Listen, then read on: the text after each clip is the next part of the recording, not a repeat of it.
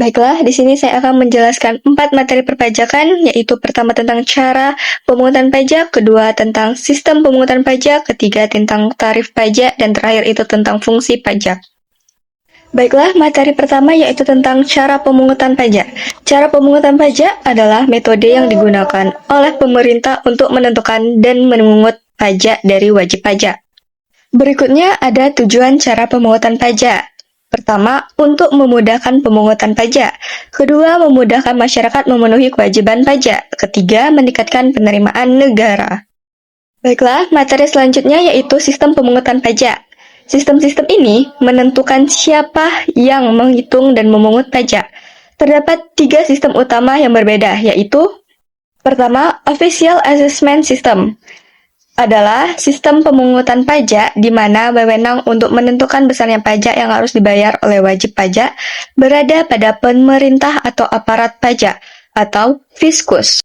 Namun, seiring perkembangan sistem administrasi perpajakan modern, sistem ini mulai ditinggalkan karena dianggap kurang efisien. Kedua, Self-Assessment System merupakan sistem pemungutan pajak di mana wajib pajak diberikan kepercayaan penuh untuk menghitung, memperhitungkan, membayar, dan melaporkan sendiri pajak yang terutang sesuai dengan ketentuan peraturan perpajakan yang berlaku.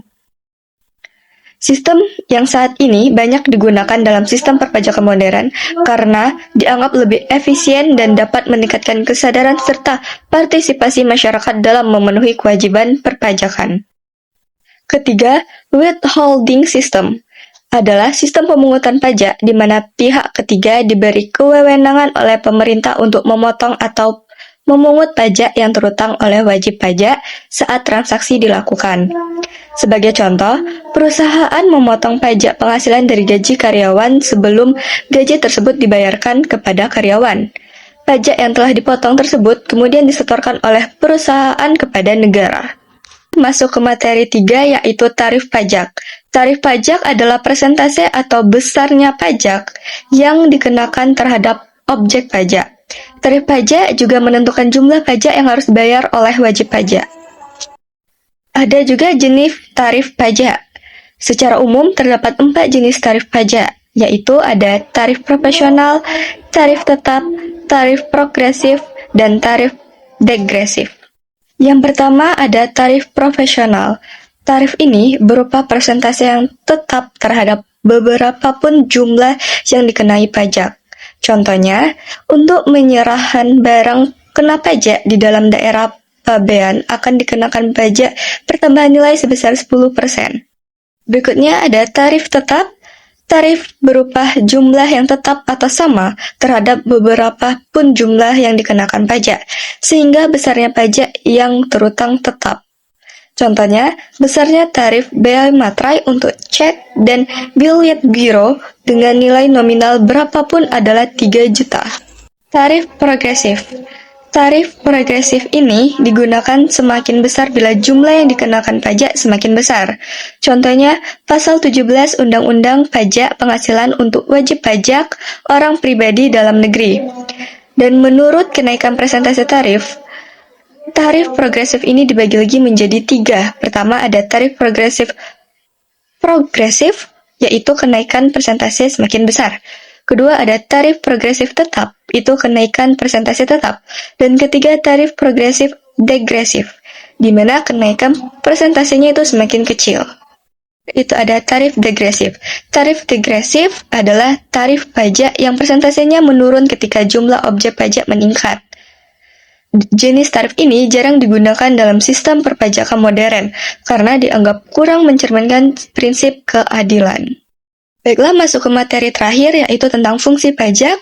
Pajak memiliki peran yang sangat penting dalam kehidupan suatu negara, khususnya dalam mendukung pembangunan nasional dan menjaga stabilitas ekonomi. Di mana terdapat 4 fungsi pajak. Pertama yaitu ada anggaran budgetair, mengatur regularitas, stabilitas, dan terakhir redistribusi pendapatan. Baiklah, pertama yaitu tentang fungsi anggaran atau budgetair. Fungsi anggaran atau budgetair itu merupakan fungsi utama pajak sebagai sumber penerimaan negara yang digunakan untuk membiayai berbagai pengeluaran pemerintah. Dan contohnya itu ada pembangunan jalan, jembatan, dan transportasi publik. Kedua, ada pembangunan fasilitas pendidikan seperti sekolah dan universitas. Ketiga, ada pembangunan rumah sakit dan fasilitas kesehatan, dan lain-lain sebagainya. Kedua, ada fungsi mengatur atau reguler, di mana fungsi ini memiliki pendapatan negara.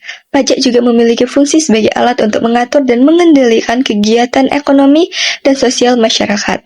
Fungsi ini juga disebut sebagai fungsi reguler. Melalui kebijakan pajak, pemerintah dapat mempengaruhi perilaku ekonomi, masyarakat, maupun dunia usaha. Contohnya itu ada penggunaan pajak tinggi pada rokok dan minuman beralkohol untuk mengurangi konsumsi masyarakat terhadap barang yang berdampak negatif bagi kesehatan. Kedua, itu ada pemberian insentif pajak bagi investor untuk mendorong pertumbuhan investasi dan pembangunan industri. Dan contoh yang lainnya. Fungsi stabil merupakan fungsi pajak dalam menjaga kestabilan kondisi perekonomian suatu negara. Contohnya itu, pertama ada penyesuaian tarif pajak untuk mengendalikan inflasi. Kedua, ada pemberian insentif pajak pada masa krisis ekonomi untuk membangun dunia usaha. Dan terakhir, pengurangan pajak untuk meningkatkan daya beli masyarakat. Terakhir, ada fungsi restribusi pendapatan. Merupakan fungsi pajak dalam pemerataan distribusi pendapatan di masyarakat. Pajak yang dipungut dari masyarakat, khususnya dari kelompok yang memiliki penghasilan tinggi, akan digunakan untuk membiayai berbagai program sosial dan bertujuan membantu masyarakat yang kurang mampu. Contohnya itu, pertama ada program bantuan sosial bagi masyarakat kurang mampu. Kedua, ada pembangunan fasilitas pendidikan bagi masyarakat penghasilan rendah. Ketiga, ada program jaminan kesehatan masyarakat. Dan terakhir, ada program subsidi bagi kelompok masyarakat tertentu. Baiklah, dari semua materi yang telah saya sampaikan dapat disimpulkan sebagai berikut. Pertama, pajak itu merupakan sumber penerimaan negara yang penting. Kedua, sistem pemungutan pajak itu terdiri dari official assessment. Kedua, ada self-assessment. Dan ketiga, ada withholding system. Dan ketiga, itu tarif pajak terdiri dari tarif profesional, tetap, progresif, dan degresif. Dan terakhir, pajak memiliki fungsi penting yaitu ada anggaran, mengatur, stabilitas, dan redistribusi pendapatan. Baiklah, itu adalah materi perpajakan yang dapat saya sampaikan pada minggu ini. Saya ucapkan terima kasih bagi yang telah menonton.